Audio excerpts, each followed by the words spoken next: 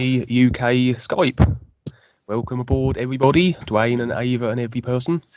I'm here with Gwen and Peter. Pierce won't be joining us this week, unfortunately. And Gwen. What's the matter with you? Oh, yeah, okay. Gwen was waving at me for some reason. I think she was indicating that she hasn't got anything to share this week, but wants to listen. So I'll start by passing the mic over to Peter.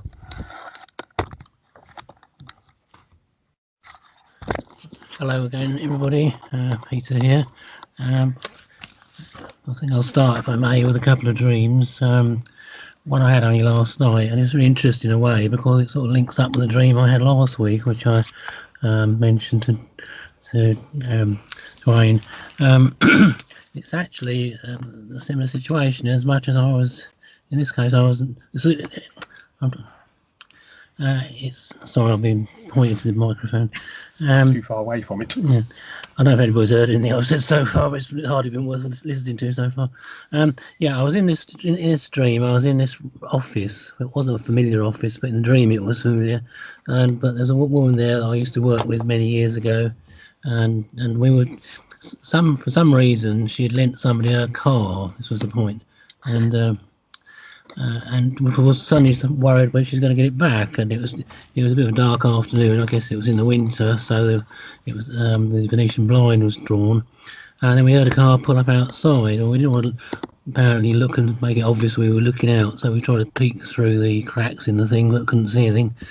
And then not long afterwards, I went to the door and opened it, and there was this sheet of paper stuck in the jamb of the door, and I pulled it out to read it, and it got a lot of writing on it, but I couldn't understand it. It was in unintelligible sort of language of some sort, and it sort of struck me that there might have been some connection with that dream I had last week with the girl in the queue taking the message out of my pocket, and that was the first thing. But also I had another dream 2 or 3 weeks ago, which I've been meaning to discuss, but I hadn't got around to it, in which I was in this outside area, some sort of shopping mall or something. It wasn't undercover, it was in open air, and there's a typical sort of place with all the shops and things, all the noise all around you, and I was aware of different sounds coming somewhere in the distance from me, and I suddenly heard the word Kalaum, as in Kalaum God. Oh, that sounds interesting, I thought. So I'll walk and have and see what they're talking about. It's like a tannoy system or something. But as I got there, it all changed, as if they sort of knew I was there and started talking about something else, which I thought was rather irritating. And the next thing I found, I was in some sort of what looked like a library or possibly a schoolroom, because there was books everywhere and women with kids. But then it just sort of faded away. And I'm sort of getting the idea from some of these dreams that I'm supposed to be getting messages, and for some reason I'm not getting them. And I just wondered if we could sort of elaborate on that a bit more, please. Okay, well, just like everybody else, watch the world as it goes, and as you have these experiences, I mean, you've got a setup there. It's just like a movie theater. It's just like a movie that you're watching. Okay, there's one basic idea going on. And so to better figure some of these things out, you constantly face yourself and look at what you're deciding and thinking all the time. Also, you're getting little hints through your own consciousness too. So this is where it becomes very, very convoluted. Okay, so there's basic ideas there. Psychics can lots of times, your basic psychic, I would suggest, calling up a psychic sometimes, because they deal with these personal things. Most people can't see their personal life, and so yes, you're getting messages and whatever, and just like on that note in the door jamb, it's like somebody leaves a note there. And this is what the boys will do sometimes. They won't bother you, but they'll leave a note there, and for you to decide how to figure that out, you see. So as you go along with your experiences, look at yourself. It's not just looking at the meaning of the dream so much, but that too. But also, most people are not objective about themselves.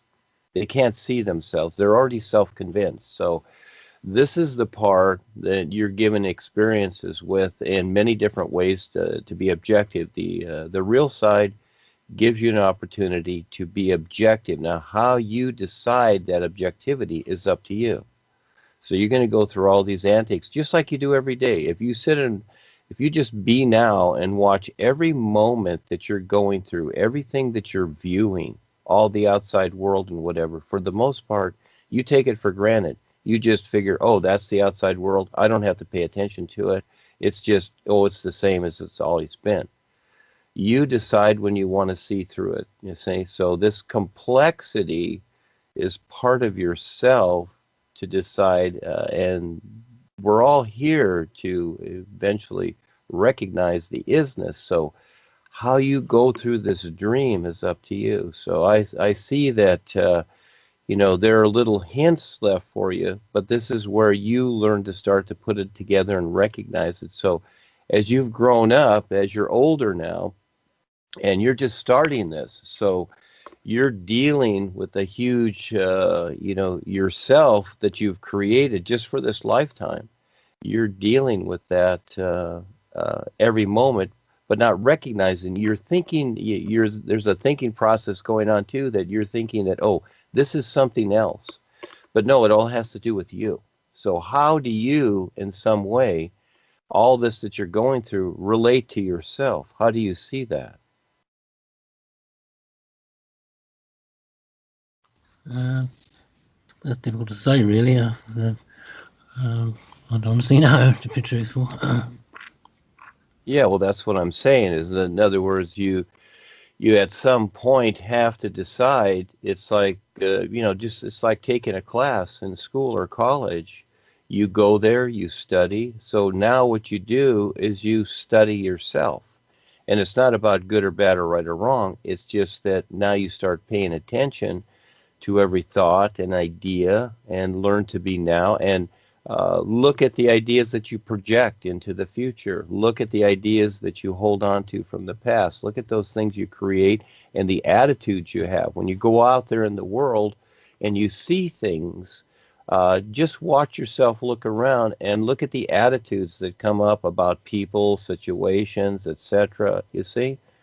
That's your real world. And so on the real side, you're experiencing that too, and that's for you to figure out through that. So as long as that keeps up like that, then that's all it'll be, you see, because you're the decider. So as you're going through these experiences, it's the personal self. You got to get through that personal self first, and it's a lot. And most people, this is where they won't. They will take the knowledge. You'll read the books, you'll have some experiences on the real side, good, bad, or indifferent. And for the most part, most people will take the knowledge because you're set up to be literal. And so do you recognize how that is, how you are set up to be literal, and how you keep agreeing to it? You see? Right, okay. Can I sort of move on from there? Still really on the subject of messages, but perhaps it may be considered a trivial thing, but it's something I've often wondered about, and that is about astrology and whether there really is anything in it. The reason I ask this as much as anything was a while back there was quite an interesting program on the TV about it, and now these scientists inevitably poo-hooing it and the rest of it. But some of the points they made were quite interesting, as much as first of all, they said that this guy who was on there said that first of all, there aren't 12 constellations in the zodiac. There's actually 13, and he didn't name the other one, but I can't remember what it was now. But he also said that the whole point of the zodiac is it's sort of drawn up in sort of 12 equal sort of time spans or whatever it is, but the constellations are tremendously different in size. And Virgo, for example, is a huge constellation, takes up a lot more sky than probably several of the other ones put together, and there's also very tiny ones as well, and so they're not equal sort of size. It doesn't make sort of much sense. But also the fact that over the centuries they've moved position anyway, and the pictures so-called that we see in the sky are different now to what they were probably 20,000 years ago, and so on. And I just wondered if there can possibly be anything in astrology, what your views about it are. Well, again, that's an idea that's here, like many things, and it's just in the physical sense. And yeah, it's it's like anything. It's like the business world. You can you can see the trend of things. You can predict the market. You can read the astrology charts. Like in the newspaper, there's always the astrology, the 12 different parts, and oh, today you're going to have a good day. Today it's going to be happy, or something's going to come your way. Well, these are basic ideas to where it's become very commercialized, but you have to go back, you might say in the beginning of creation, and who decided all this? Who brought all this in? And these ideas that correspond. So, yeah, there are magnetic fields around the planets. They're doing certain things. The full moon brings out funny vibrations for some people, etc. So we are affected by these things, and accordingly, as we're affected, we react, and then we decide things, don't we? And then we start to categorize them. And so eventually something like astrology and all these other things start to come along, which is understandable, just like the business world. What was it before it was here? 300 years ago, on this dirt that we're standing on here in the United States where I'm at, there was no business world. Now all of a sudden there's a business world, and so people relate to the business world as it is. Astrology is the same thing. It deals with some kind of physical phenomena. That's it. So and a lot of people are into it. They can predict things. They can see, because they can see patterns and behaviors. This is where prophecy is. All prophecy deals with is cause and effect, and astrology is part of that too. In other words, if there was a cause somewhere, eventually the effect will come up, and people can see that, but you're just dealing in a physical substance. That's as far as it goes. So, but many people think and look to that and chart the stars, etc., accordingly. Well, things are happening, but that's just in the physical realm. That's as far as it goes. I've got also actually something else, completely different tack now. Well, it's concerning the universe, actually, the physical universe that we see around us. I mean, you can tell I'm a telly addict. This is another program I saw a while back. Made me think. The scientists actually seem to get a bit more open-minded nowadays, some of them, compared to what they've always been, very narrow-minded in my view. But they were saying that there must be more than one physical universe. There must, in fact, be what they're now calling a multiverse, an endless number of universes, simply because, in their view, this universe is so perfect for giving birth to life, and there have to be so many things in place for that to happen. It couldn't all happen by chance. And the only alternative, which they find totally unacceptable, is there's a creator. So their view is that for this to be a chance thing, there must be an infinite number of universes, and this is just the one that got it right. Well, so maybe not. But the question I'd get into in a rather roundabout way was, given that there probably are lots of different universes apart from this one, and obviously each, presumably, with its different sets of levels that we've been talking about, does that mean that each one of them has got its... because one thing I should make is, the scientists said that in each universe the physics would be different to ours. And does this mean then that, or is it possible that there is more than one ISSSNISS, that in fact each universe or set of universes or the different levels would have different all ISSSNISS, or is the one that you talk about the governor, if you like, of the whole shebang, the whole lot, the infinite? Well, again, since we've had the scientific tech stuff, or the scientists, people are more confused than ever, right? And so what does that tell you? So again, they always have these ideas that seem interesting, and it's like going to the moon. What does that have to do with you living on the earth? Why do people get excited about, like traveling to the moon? It's just a dark gray place that has nothing on it, etc. So, and also the idea of universe. This is not a universe. Again, they don't know what they're talking about. And yes, there are multi-dimensions. It's just like they've invented cyberspace and virtual reality, etc. These are dimensions that exist here. And they create dimensions too, is what they do. They don't tell you that. They're creating dimensions, which they have, which they contain people into, where people think that those are another alter reality that's real, or the future, or something like that.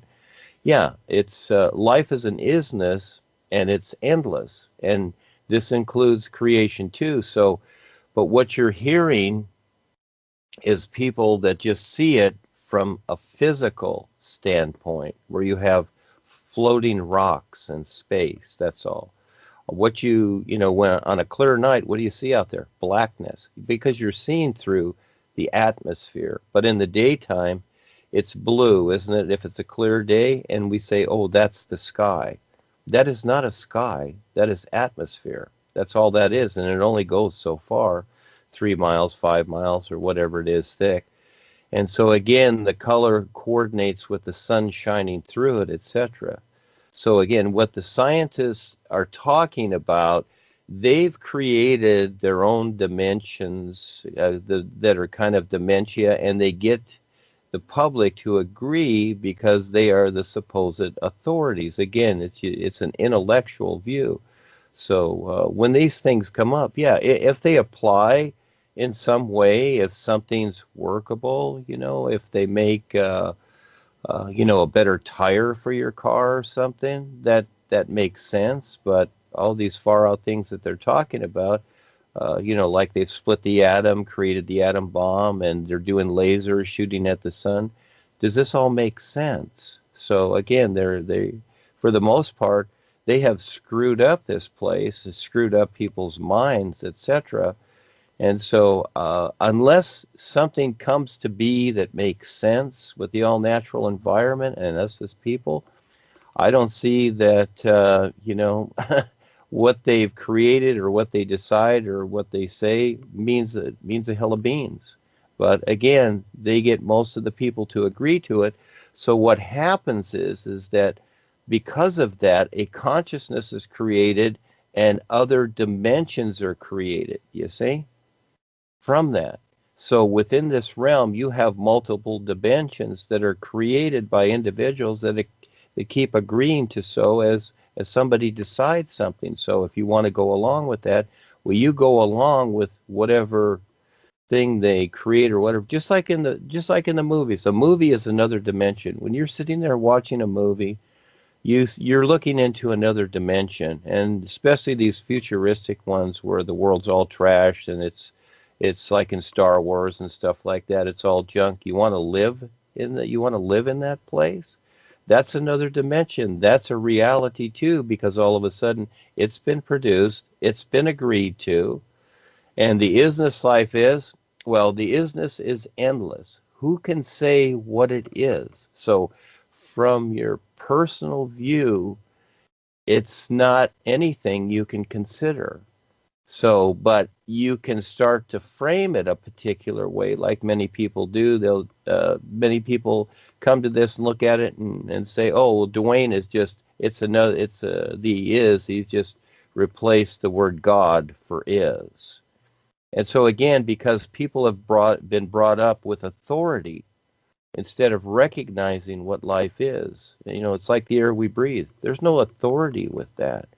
You just breathe the air. That's what the isness is like. It's a recognition, and you stand real and free with it. But it's not what you think. So anything that you consider here with what's going on, especially with what these scientists and that say, what are they doing? And these are people that are paid. It's just like when they dig up artifacts in the ground. Those things are buried there on purpose. They have the scientists or the archaeologists go dig them up, and they have the press there and say, "Oh, look what we found. We found the ancient sea scrolls, and oh, this is the answer to life." That's all baloney. That's all premeditated stuff to keep people unaware and just keep rotating and recycling in these areas. So, yeah, if what they say makes sense, okay, fine. I still can't even figure out how airplanes fly because those things are so freaking heavy. But they do fly, so okay, whoopee-doo. But realistically, you don't need airplanes and all this stuff. As you focus on your awareness, just like the real guides have, you can supersede all this stuff. But as long as you keep agreeing to it and looking to it as something substantial that, oh, we can use this, or technology will save the world or whatever, well, then you'll just be in that same position, one-dimensional, and agreeing to all this fabricated stuff that is actually not helping anybody at all. So it's a very interesting situation we're in now, because, again, we're in the tech age. You go back a couple, 300 years, again, the Indians, whatever, they didn't look at any of this nonsense. And all of a sudden, we have scientific geniuses with this or that, and the world gets worse. Everything gets worse and more self-destructive. See, none of it makes sense, yet people keep agreeing to it. They read it in the newspaper, they read it in the media, and we know all these things are controlled. So what does make sense? We focus on our real awareness, and from there, we bring about something that does make sense with the environment and us surviving here until we can recognize and surpass all of this. Okay?